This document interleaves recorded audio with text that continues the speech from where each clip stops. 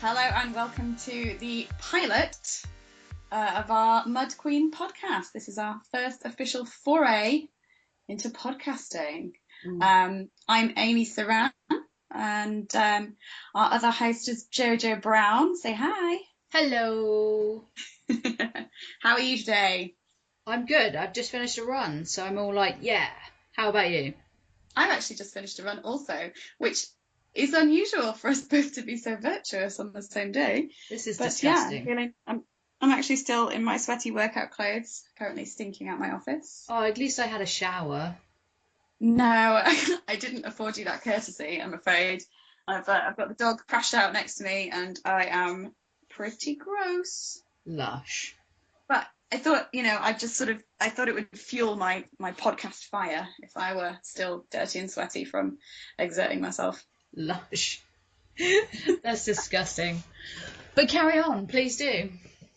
Right, so we have decided that we were going to dip our toes into the pool of podcasting, mainly because there are some fantastic podcasts out there, both to do with OCR and to do with running. I suppose we should probably shout out to the Bad Boy Running crew here. But I wanted to make it a little bit more UK lady specific. I don't know about you, Jojo. What do you reckon? Yeah, I think so. I've looked at other OCR podcasts out there and they're American and lacking in femaleness. Is that even a word? No, but you can coin it, I think. Good luck, because that's going to happen a lot. Yeah, definitely. So what we thought we were going to do today is just give you a bit of an introduction to us. We very much want this podcast to be a forum for discussion, as interactive as it can be, really, given that we're just talking at you. So we want to encourage loads of participation, questions, stories. We definitely want to hear from all of you about what you want to hear, because there's no point us prattling on about stuff you're not bothered about. Yeah. Like Amy's teacup obsession. No one needs to hear about that. No, probably not. Anyway, shall we move on? Indeed. So I thought it'd be a good idea is to let some people know about us before we kick off. Because they'll be like, who are you and what right do you have to be doing a podcast about obstacle racing and women? So I thought I'd introduce you, Amy. Most people have seen her hanging around with her dog Remy, blogger and mudstickler, ThisGirlDid. And you're also doing a bit of TV production with Mudstickle, aren't you? I am, yeah. I'm very, very lucky to have a very nice bunch of pals in the Mudstickle team, and I run with Mudstickle. And they invited me to start presenting on Mudstickle TV, which I'm really, really happy about. I'm still very much a baby at it. I'm definitely not a pro, but I love it. And it gives me loads of cool opportunities to go and do races that I might not ordinarily get to, or just see a different side to obstacle racing media, really. And just hot off the back of Survival of the Fittest at the weekend that I presented there. So you should definitely go check out that video. Plug. Yes, it was quite a funny video. It was fantastic.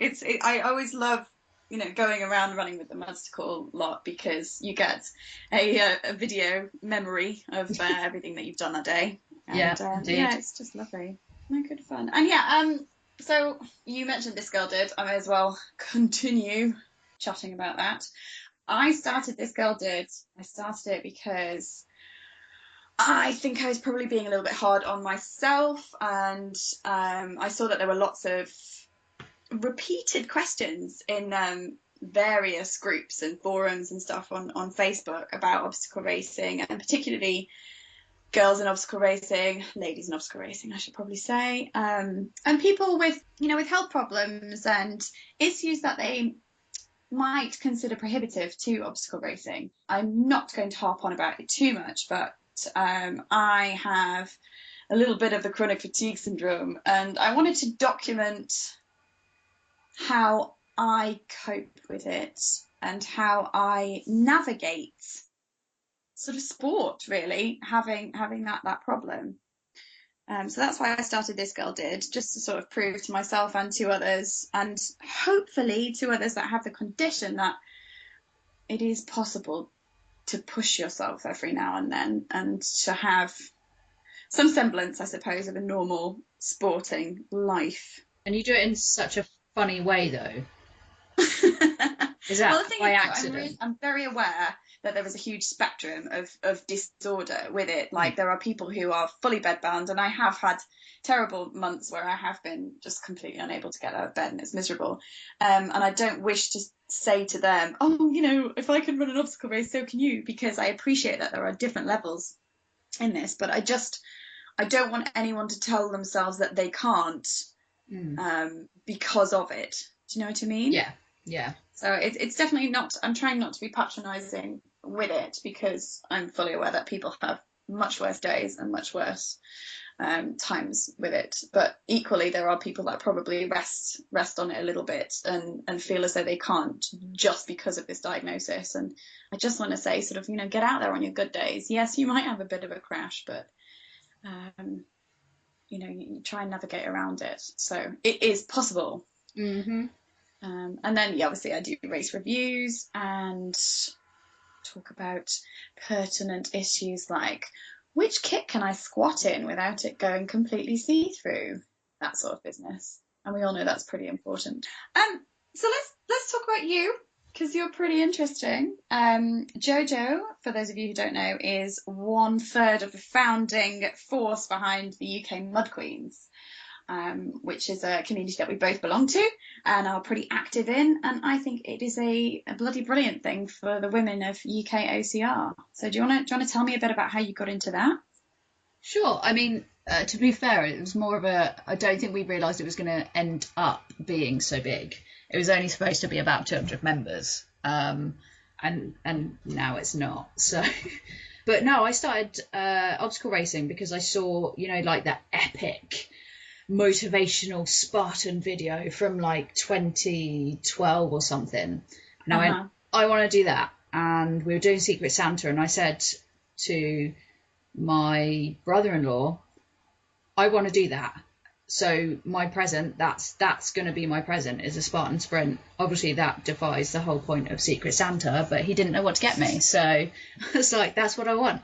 And then it just went crazy after that. I did that, got my trifecta in the first year, started running with my sister, and she was on the scene for a little while. She was an absolute machine, which is how I met Faye and Lucy, because they both came up to us at different points and were like, oh, you're the Brown sisters, aren't you? And then this friendship blossomed with Lucy and Faye. The notorious Brown sisters. Yeah, it was like, But yeah, so it was good though. It was good fun to do something with my sister, and then two, to actually meet people, because I'm not very good at that. So meeting Lucy, meeting Faye, we belonged to some groups, weren't massively happy with them because of the like smackdowns, or the UK group that we belonged to, they allowed the guys in, like race directors, which kind of defeated the object. So we were like, we need a place that's actually, I'm so tired of women putting other women down and being so nasty to each other when they don't need to be. And so we were like, yeah, okay, let's do it. One day round a dirty dozen, and that was what year are we in? 2016. So that was 2014, and then yeah, it's gone pretty crazy. But it really is, because everybody's like, oh, it's so good, you do such a good job, but it really is everybody in the group that works together to make it. Yeah, it does perpetuate a good feeling. Yeah, certainly. I mean, I get what you're saying. A lot of groups in general, it doesn't necessarily have to be a female-only group. No. There does tend to be this culture of sort of motivating people in a way that might not necessarily be terribly helpful. It's sort of man-up culture, and oh yeah, Spartan the f*** up. Excuse my language. You hear that one a lot, don't you? Like, Spartan the f*** up and just get on with it and stuff. Yeah. And you're like, no. I mean, a lot of people do work that way. A lot of people do sort of, I'm just going to brush this aside, become instantaneously stronger and crack on with it. But I do find that a lot of, specifically the Mud Queens, they respond better to a more nurturing type of encouragement, or a sort of, me too, I feel this way also, so let's do it together. And certainly the atmosphere is a very positive and supportive one. And I haven't personally experienced that in any other group or forum, really. It's not like we're forced to be nice to each other. It just sort of happens because that's the culture that you've created. It's in the description of the group. Like, it's about positivity. It's not, I get that not everybody can be positive all the time, because sometimes you just want to say, go the away, or look, I'm having my time out, let me have it. I'm not all sunshine and rainbows 24/7. It's not possible. But the Mud Queens allows you to have that kind of space to go, do you know what, I'm having a really shit day. Do you think that the problems with the previous groups that you've been in were born of having a mixed gender group? Or do you think it's completely unrelated? I don't know. Having looked at the different groups, I think what happens is it seems to be more of a numbers game. The more you have, the more likely there is to be more kind of negativity and kind of less understanding. Because you see it sometimes on the other groups where someone will post a review, and then instead of just going, I get what you mean, this is how I found the race, they'll go, you're wrong, I'm right, rah, how dare you, that race was amazing. And then they jump on them and they're like, do you know what, I'm never posting a review again. Brand loyalty has a lot to answer for, I think. Oh man, yeah, it just puts people off, and it's like everybody's entitled to their opinion, and if you do it the right way, it's all right. And I think numbers make it worse. I think like the bigger you get, the worse it gets, because I think the Spartan Chicks, or what it was before, it's like 10,000 members. It got a little bit too easy to smack down other women. Yeah, and hard to police, I should imagine, with a group that big.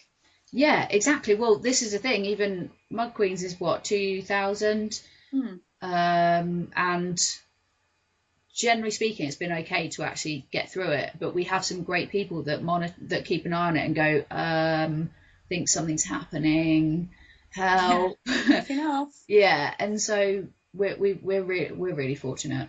I think we're really fortunate. It's just that everybody gets it. If you have expectations before you start, I think it really helps. You can't bring in rules after something's been created, because it's harder to get into them. No, it's very simple. It's just be nice and bugger off, really, which is fine by me. Nobody's got time for that nastiness. No, well, some people do, clearly. So for any of you who aren't already members of UK Mud Queens, it's pretty easy to find. If you just jump onto Facebook and type into your search bar UK Mud Queens, and the mud has 2 Ds. It does. I don't know why that is. That's how it happened. Yeah, because I have this thing. I'm not the greatest with grammar and spelling anything, but I do appreciate when people spell things correctly. So people are like, Joe, what's going on? It's 2 Ds. And actually there's a reason. It's because we spoke to Canadian Mud Queens, the originals, and they said, yeah, go ahead. You go for it. UK Mud Queens. Why is it 2 Ds? Oh, because we couldn't have Mud Queens because that's a mud wrestling team. I thought it was about running with big boobs. No. What? Why? With double Ds. That's what I thought. No. That's where my brain went. Does that say, what does that say about me? That speaks volumes. Well, you know what? It's legitimate. I mean, I'm sure I'm not the only one that thought that. I want to hear actually other people's sort of retrospective reasoning for there being 2 Ds in Mud Queens. Okay, we'll have to put it out. We'll have to put it out and ask everybody else why were 2 Ds. Yeah, maybe they'll be more ridiculous than mine. I hope so. I can understand where you're coming from, the double Ds. Thanks. But I can understand why you came up with that. Oh, thanks. Yeah, thanks. You're welcome. So now that I hope that you've all joined up to Mud Queens, you will go through a little authentication process. Indeed. Where they will be vetted to see whether they are indeed ladies, or all you need to do is identify as a lady. There is no other criteria. And in order to stay in the game, you just have to be nice. Just support one another. Mm-hmm. There's a really great atmosphere in there, as I've said, and that's fostered largely by Jojo, Lucy, and Faye. They do a fantastic job, and it's a really positive space to be in. A lot of it is OCR focused, despite the fact that there are, trail runners, runners, which I just don't understand. So I think we should talk a little bit about what obstacle course racing, or OCR, is, and what it means to us. And hopefully you guys will get in touch and tell us what it means to you. I know I got into obstacle racing only 2.5 years ago. It makes me sound like an old veteran now, but I do feel still very new to it, and I certainly haven't done. Yeah, no, I do. I haven't done all of the races. I've probably done the standard big ones. Like, I've done a Tough Mudder, I've done Tough Guy, I've done some Spartans, and but what I have just started to do is do races abroad, which is a huge draw for me, because I'm starting to think, well, let's just build holidays around going for a race, and it certainly keeps me active on holiday, because I think if I went somewhere ordinarily, I'd just lie on a beach with a book and eat myself into a stupor. So at least it sort of helps me keep momentum as far as fitness is concerned, which was really, really good. So you're off to Hawaii, aren't you, for Spartans? Are you doing the trifecta? I am doing the Spartan trifecta. So a friend of mine, Kerry Fisher, won a hurricane heat. I think it was probably at World Champs last year, actually. And she chose to do it in probably one of the most inaccessible locations possible. She said, if I'm going to do it, I'm going to go big, go to Hawaii. Yes. And she just casually dropped into conversation one day, would you like to go to Hawaii? And I said, obviously. And the flights happened to be pretty cheap at the time. So I'm going to basically a bucket list destination to give myself some horrible blisters and probably a lot of exhaustion on a Spartan course. And of course you will be blogging about it, because if you don't, I'm coming round your house. Oh, well, whilst I wouldn't complain about that, I am going to blog about it, yeah. Good. I've had a bit of a lull lately on the blog. I haven't felt terribly motivated to review things lately, and I think we all probably go in fits and starts with this sort of thing. But I worried that I was just sort of getting into race reviews, and then sometimes I was doing personal posts, and it's hard to strike that balance actually between, this is what I, felt personally about a race, and actually giving people information that they really need to know about the race. Does it have to be a difference though? Because I mean, if you obviously, yes, I know that there's got to be a slight removal of emotion on some parts of it, but surely that's what gives it its kind of draw, is the actual human emotional side of it.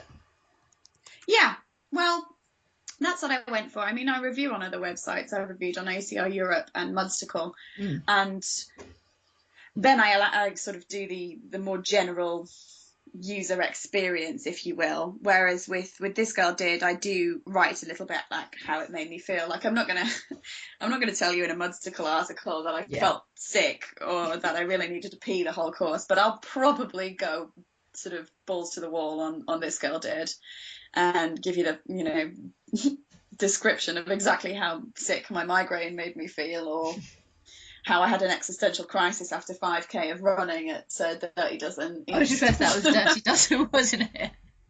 Yeah, running around the fields. I got myself into this really weird hole where we'd run 5k in the sun on a flat course around some fields, which, if any of you know me at all, you'll know that my pet hate as far as OCR goes is running around fields for the sake of it. I cannot bear making up distance. It's just unforgivable. It's so incredibly lazy. I don't mind doing it if you strap a log on my back or give me a tire to carry, or stick a couple of walls in, anything, but do not make me run around fields for the sake of it. I do enough of it at work. So I'd done 5k of essentially running around a field, and I was getting really slow. I was watching people pass me that I ordinarily probably would have just picked to the post, and I just thought, I can't do this anymore. Like, why am I even here? I'm going to burn my shirt. I just can't. Extreme. Honestly, it was pathetic. I got to about 9k and then suddenly became reinvigorated and went for it for the rest of the race and pulled up a fair bit of ground. But God, yeah. So I wouldn't write about that probably in a sort of more open forum, but on my blog it's sort of my rules. Yeah, I probably do get a little bit too honest at times. I think most people are fully aware of everything from my feelings to my toilet habits on a run if they read ThisGirlDid on a regular. But to be fair though, anybody that blogs about running, there's always some kind of toilet habit situation. You're always going, I found myself 3k in, 3 miles in, and I needed the loo. Yeah, it's a terrible struggle, and men they can just whip it out and get on with it. But we've got to really think about this. This is a logistical nightmare. Okay, so I did have a small, tiny moment where I was in Poundland for some reason, and there was shiwis. Yes. And I was like, seriously considering how would that work in a like long distance kind of OCR situation. And then I was like, no, probably not that great. Can you imagine? It absolutely could work from a sort of discretion point of view, but I'd have this, like, where do you put it? I mean, I carry, and I probably a lot of you do actually, carry all of my stuff for a race in my bra. Yeah. And I can't imagine putting this prosthetic willy in my bra for the duration of the race. Not least when I've peed on it. I'm not sure how I feel about that. And okay, also, if anybody has done that, you have to get in touch. ukmonkqueens@gmail.com. If you've used them, tell us about it. Send your shiwi horror stories. Yeah.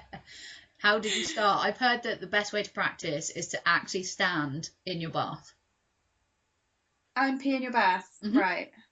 So practice using a shiwi in your bath. Now I feel like your brain is working and going, should I actually try this? Yeah, I mean, I can't say I'm not tempted, but I have to wear leggings that are very high up, and I tighten them quite a lot to stop them running down because I got a lot of thigh for a white girl. So I'm running with leggings on usually ends up in an embarrassing situation where they're around my backside if I don't hoik them up and tie them there. Luckily, I have some great leggings, but I don't want to be undoing them in a race. No. Fannying around trying to sort the shiwi out. Without a fly, I can't see it happening for me. Exactly, and everybody knows that when it's wet, when you're wet, the hardest thing to get back on is.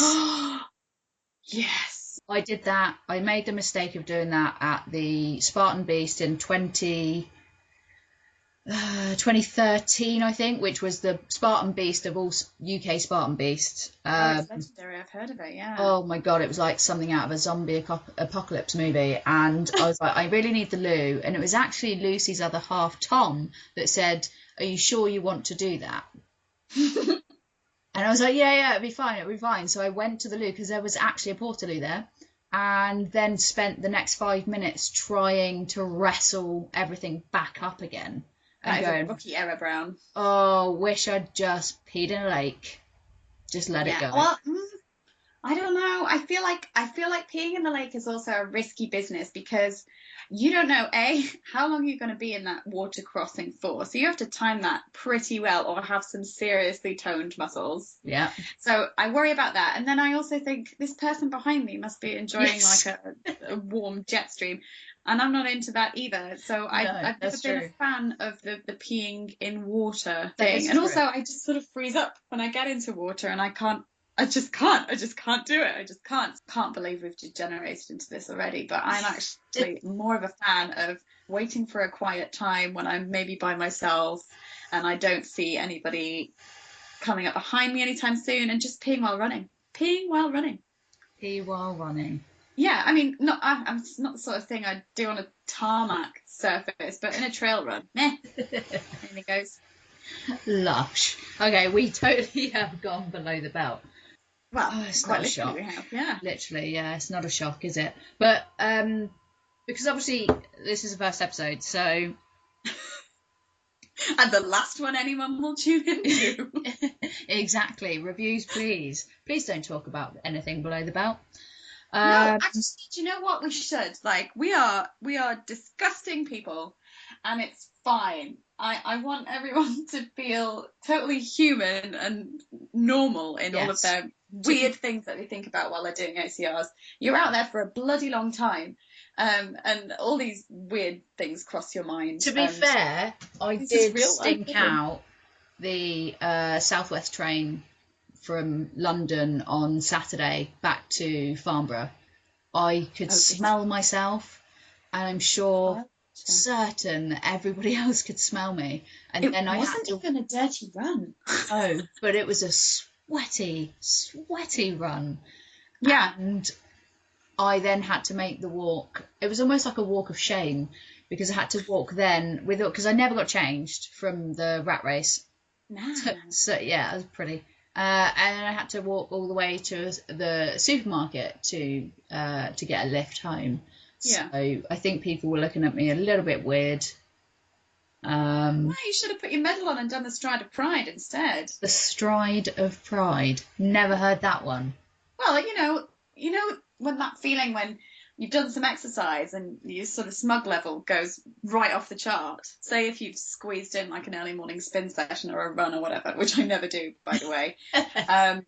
That's a license to feel smug for the rest of the day, and I do think it sort of makes you walk a little bit taller. So you could have popped that medal on and been like, yeah, I just popped out a cheeky 10K obstacle race. What did you do today to make you feel proud? But moving on, because obviously we don't want to run on too long and start boring people, and everybody's like, okay, so where is the OCR in this? Yeah. So going back to your blog, so This Girl Did. Now, Yes. I do really enjoy reading it. We promote it on our website, ukmudqueens.com, and the Facebook page and Twitter and stuff like that, because the three of us are fans. Thank you. You're welcome. But last year you did a post about the body bucket list. Yes. And that seems to have currently gone a bit crazy. Well, not a bit crazy, but I'm absolutely loving the shorts revolution that's been going on since last week. Isn't it fantastic? Yeah, pretty much. I am in awe. I mean, I'm for one, just let's clarify, I don't think I'm responsible for all of that. I think I have been responsible for a portion of it, and it has then snowballed. Yeah.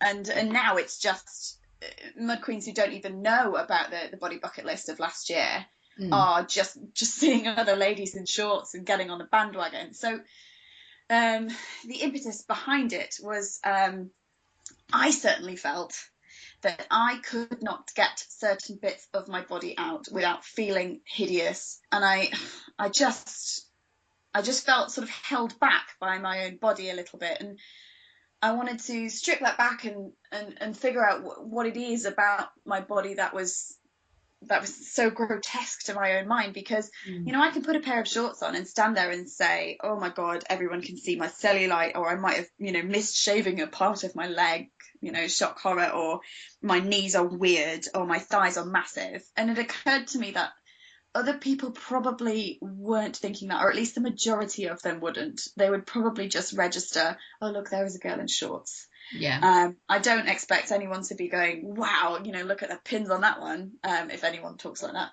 But I did back in the 40s, maybe. Well, yeah, maybe. But I rationalised as I could that probably not everyone was picking on me or saying things behind my back. And if they were, did it really matter? Because at the end of the day, my legs were propelling me through awesome forest trails. They were pushing me over walls. They were helping me up ropes and over cargo nets. And I was doing things that were, to me at the time, absolutely incredible, because there were times when I couldn't even get out of bed. And I just thought, God, this is ridiculous. You're holding yourself back. You're sweltering away in long sleeve tops and leggings and stuff like that just because you're frightened about someone seeing your calves. This is stupid.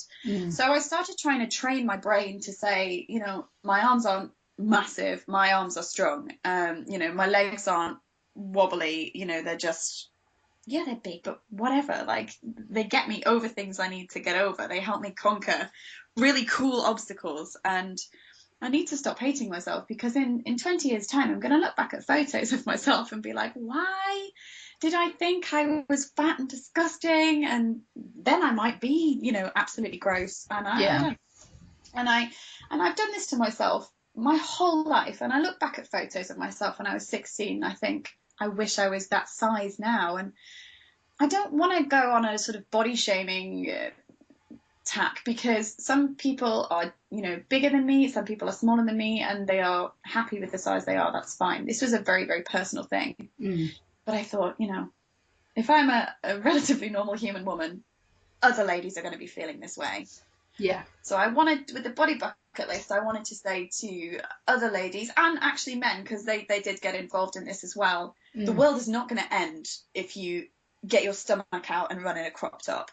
The 4 horsemen aren't going to suddenly be called to duty if your legs are out. This is ridiculous. You're hot and you're sweaty and gross, and you don't want to be covering yourself up just purely for aesthetic reasons. It's stupid. So I started putting up, some posts of myself in shorts, because obviously we see these race photos. They crop up after the race, and when you're doing the race, you feel amazing. You're like, I've just climbed a rope, I've just jumped off a bridge, I've just carried tyres for miles. You look at the photos and you don't see these amazing things you're doing. You see your roll of fat that you've acquired because you're bloated during the race, or you see, cellulite on the back of your legs, as you're jumping off a bridge. You focus on this minutiae. But other people aren't seeing that. They're seeing you jump off a bridge, for God's sake. Yeah. So I just wanted to open up, my feelings about it and say, look, I'm doing this. I'm getting my legs out, even though I hate them, because they are strong and they do awesome stuff. Maybe you could do it too. And it gained a bit of momentum. And then it was amazing, because I had these brilliant women, all walks of life, all shapes and sizes, fat knees, knobbly knees, whatever, sending me photos of themselves in shorts and just saying, oh my God, thank you. This is a bit of a revolution. And I was so chuffed with it. I was really, really happy. And now we've got around to summer, and it's definitely short season again, and people are, regressing a little bit, having the same worries, oh, my legs are pasty, or, I hate my ankles or whatever. And my cellulite is showing. Yeah, and the Mud Queens have bred this environment where people can post a picture of themselves in shorts and say, this is a really big deal to me. And we get it. Yes. We know how important it is to feel, I don't want to say pretty or anything like that, but it's, just feel good about yourself and the way you look, and feel a bit more confident. And I think because all the other ladies in the group started doing it, it just got way bigger than I thought it would. It only takes, like they say, I watched a TED Talk once where have you ever seen the guy that was dancing in the field on the hill? And he's dancing on his own around the group, and then this other guy gets up and starts dancing with him. And then all of a sudden it just creates this massive, all of a sudden there's a massive party going on, and there's hundreds of people dancing, and it all came from this one guy. But what they're saying is it's not the first person that counts, it's the second. Because you need that second person to follow. Because you make that split-second decision to be in or out. Yeah. And it looks like a lot of Mud Queens are going, do you know what, actually I'm in. Yeah. Me too, let's celebrate. Yeah. I absolutely love it. I love seeing it. It will never get old for me. Yeah. Seeing women get their arms out or get their legs out and just be like, oh, I've been stressing about this. But, God, some people have been worrying about this for, decades. Yeah. Actual decades. And they've, either intensely disliked or felt funny about, or actually hated parts of themselves. And that's just saddening. And we all fall into it. We do. Yeah. But it is magnificent to see them just get them out and get on with it and crack on with being brilliant. I've always said this sport was something that where ordinary people can do extraordinary things, but I want them to also feel extraordinary as well. Yeah. Which is possibly the gimpiest thing that I've said in a little while. I'll just have to reset the timer to the last gimpy thing I said. But no, I love it. I think that if you are feeling shoddy about some part of your body, getting it out is a bit of a catharsis, and posting with a hashtag body bucket list or with a hashtag UK Mud Queens, and that's 2 Ds, will let you into a really great thing in this community. I have to say, for me, it wasn't shorts, but last year I posted my body bucket list. Yeah. And on there was to run in a sports bra. Yeah. And that was like, but it was supposed to be this year that I did it. Yeah. But then I ended up at the Mud Queen's Nuclear Day Out, not trying to plug or anything. And what do you mean, that wonderful social experience that we can all be part of? Yes, and try obstacles without the race conditions. But I ended up going, okay, so I cut my leg, and it was the blood was trickling down. I was like, oh crap, how am I going to clean this? My hands aren't clean or anything. And it looks, I don't want to alarm, because we had a couple of young girls there. So I didn't, they might go, oh crap, she's bleeding. So I actually took my t-shirt off to wipe it down, because it hadn't got muddy. Flow. Yes, because I was bleeding out, and so I wiped it, and then I was like, oh, do you know what, actually screw this, I'm keeping it off. And I think it was the first 5 minutes that I was just like, no, everybody's gonna look at me and go, oh my god, look at those rolls, look how pasty she is, no, put it back on. And then all of a sudden after that, it was nothing, and I didn't feel like anybody was staring, and it just was what it was. I didn't get a tan, unfortunately, but it felt fine. And I did that yesterday while bouldering. I was sweating so much, I was like, screw this, and took my top off and carried on. Nobody cares. That's the thing. I know we all like to think that we're very special, but realistically, nobody really pays that much attention to you. Your brain is not designed to take on all the information surrounding you. Like, if we assimilated absolutely everything around us, we'd explode. Your brain filters out, stuff that it doesn't consider pertinent to your immediate sort of safety. Yeah, it's just drop the ego. No one's looking. And even if they are, they do it for a second and off they go. But there could be someone looking that it's actually really important to them, and they go, wow, she's doing it. Yeah. I'm going to do it. I think the important thing is as well not to draw too much attention to it. I probably wouldn't want to come up to you and be like, oh my God, I see you're in a sports bra. Good for you. That's so brave. It's not. It's just what's happening right now. Yeah. Don't draw attention to it. Just let it happen, and let everyone get on with their day. I don't want anyone to feel self-conscious, because I don't want to draw attention to the fact that you're doing it, because I want it to be so normal for us. I just want us to go out in sports bras and shorts, or, short sleeve tops, vests, whatever, and just be like, this is a normal day for me. I'm going to go out, do something brilliant, and I'm going to come back home and continue to be brilliant in the privacy of my own home. It's a thing for now. The body bucket list is definitely a thing, but I don't want it to be a thing forever.